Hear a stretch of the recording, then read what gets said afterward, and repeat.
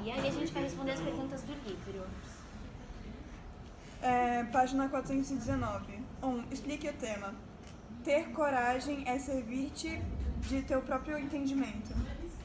Para Kant, o conhecimento é individual, pois o mundo sensível ele é relativo. A coragem que ele se refere é de acreditar em sua própria verdade e não na dos outros. Número 2. Quem são os tutores que, atualmente, impedem a humanidade de pensar por si?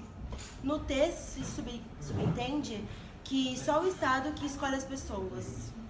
3. Por que a passagem para a maioridade é considerada difícil e perigosa?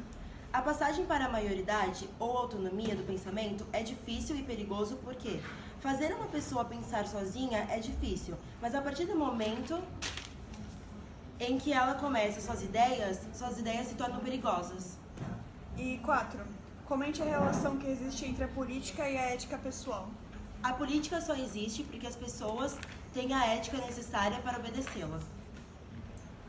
Agora, página 398. 1. Qual é a distinção feita pelo autor entre a consciência e o mundo e a consciência no mundo? A consciência no mundo está na forma de interpretar suas experiências empíricas, por meio delas obter conhecimento. A consciência do mundo é uma maneira de tentar acreditar naquilo que não pode ser manipulado, que no caso é a razão. 2. Em que sentido Descartes teria descartado a história? Descartes foi uma grande figura racionalista e revolucionou o modo de pensar. Ele teria descartado a história, pois ele queria construir seu conhecimento do zero, dispensando o jeito de pensar de todos os filósofos antes dele. E 3. Explique o que significa dizer que a filosofia de Descartes projetou luz e sombra.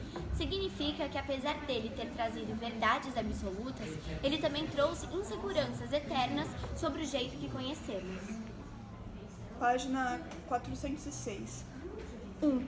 Identifique em cada um dos 3 textos, Bacon, Locke e Hume, alguns trechos que enquadram seus autores do racionalismo, empirismo ou no ceticismo. Francis Bacon, John Locke e David eram filósofos empiristas ingleses, pois pensavam que a verdade podia estar no mundo sensível, ou seja, por meio dos experimentos científicos. 2. A partir da leitura do texto de Locke, explique como, para ele, se dá o conhecimento. John Locke acreditava nas causas primárias, que eram científicas, e nas secundárias, que eram sensoriais, de composição de algo. 3. Indique no texto de Hume elementos que indiquem seu ceticismo.